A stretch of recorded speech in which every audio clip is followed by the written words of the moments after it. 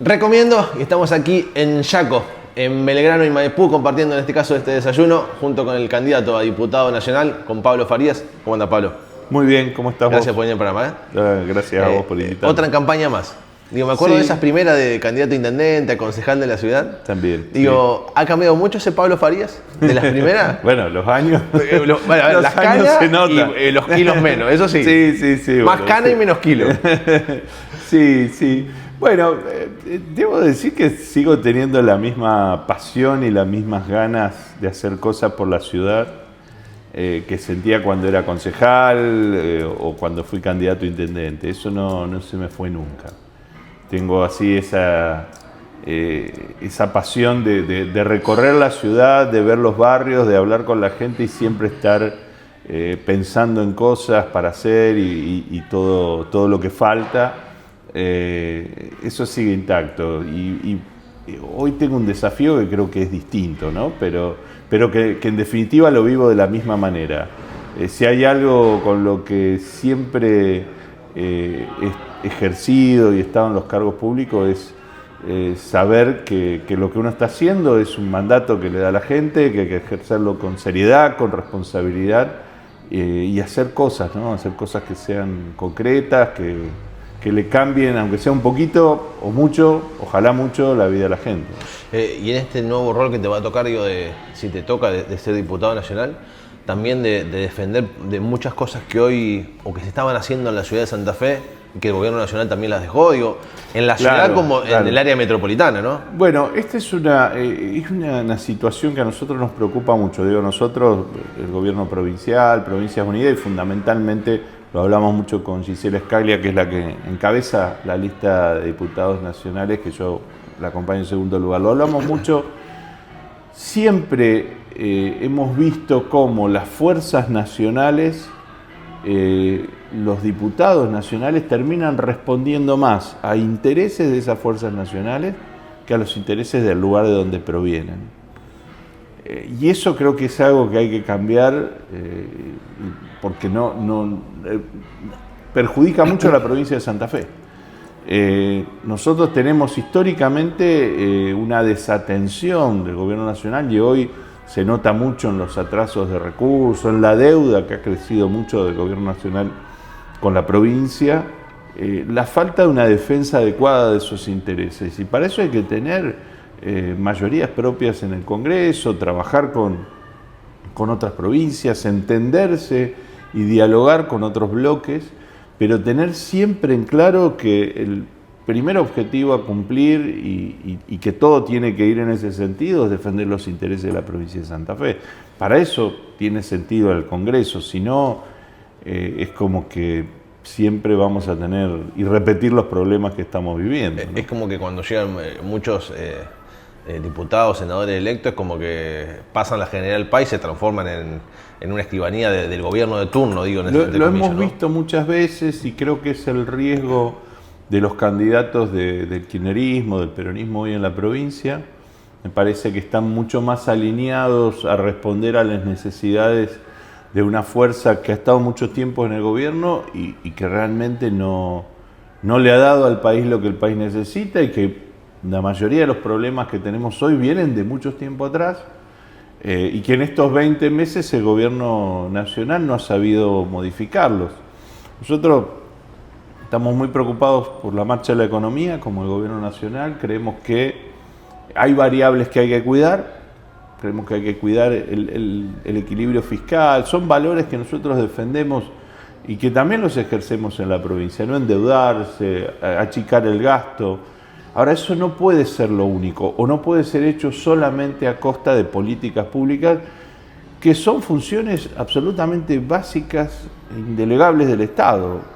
Digo, la salud, la educación, la obra pública, la seguridad son cosas que el Estado siempre tiene que brindar, porque si no, no tiene razón de ser. Entonces, uno está bien que achique gastos que estén mal aplicados, que tenga como objetivo no tener déficit, pero no se puede desatender esas obligaciones elementales, ¿no? Y en esta realidad que se vive, ¿qué te genera en lo personal? Por ahí lo que pasa en la ciudad de Santa Fe, con una obra pública como es la del agua, que se estaba haciendo a nivel nacional, Sí. que se cortó, Sí. con lo que pasa con la Ruta 11, digo, y la cantidad de muertes que genera eso mismo, digo, es como que es un boomerang en definitiva termina siendo. Porque, a ver, todo lo que vos sacás por un lado, digo, terminás perjudicando por otro. Sí, a ver, hay cuestiones que también hay que desterrar de la práctica argentina, que cada gobierno que llega empieza de cero y elimina o deja de hacer lo que hacía la anterior.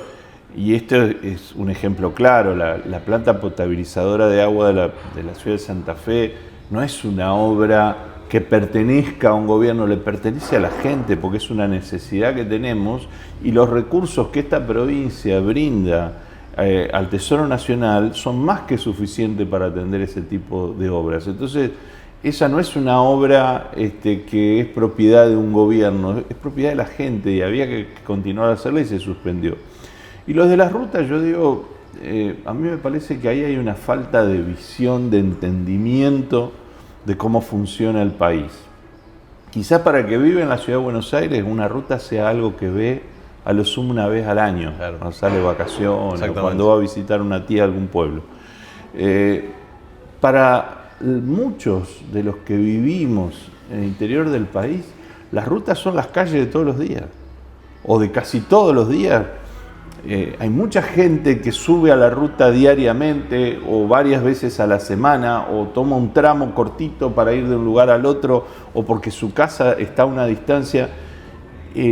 No es menor el estado de una ruta, no es solo un problema del transporte, que es un problema grave, es un problema también de los ciudadanos de todos los días que arriesgan su vida en una ruta que no está mantenida. Entonces, es gravísimo que el gobierno no entienda que las rutas hay que mantenerlas, que hay que invertir en infraestructura, que un país no puede pensarse moderno, desarrollista, progresista, es decir, que apunte al progreso si no desarrolla su infraestructura. Y la infraestructura vial es parte de la infraestructura, es una de las partes esenciales de la infraestructura que hay que desarrollar. Después están los puertos, después están los ferrocarriles, el mantenimiento de la hidrovía, que para nosotros es esencial, pero todo eso necesita atención inmediata y necesita previsión por parte del gobierno. Por eso digo, no es solo una cuestión de atender a una o dos variables macroeconómicas, también hay que gestionar.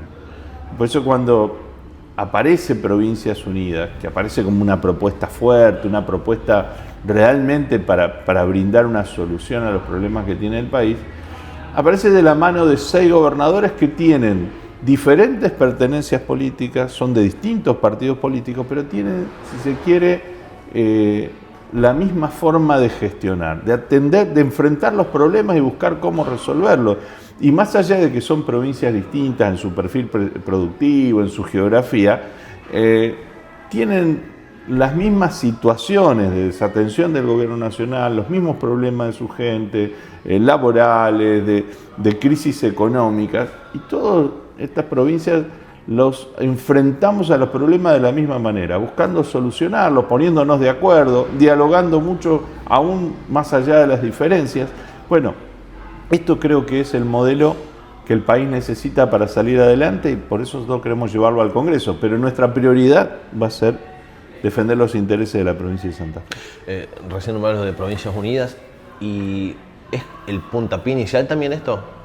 Para también conformar un gran bloque para de acá a 2 años más adelante también. Sí, queremos hacer eso. De generar un bloque más federal, ¿no? Queremos tener una presencia fuerte en el Congreso, queremos dialogar y generar un espacio lo más amplio posible, amplio en la cantidad de legisladores que se sumen a la idea de buscar soluciones mediante el diálogo, mediante la discusión puntual de cada uno de los problemas.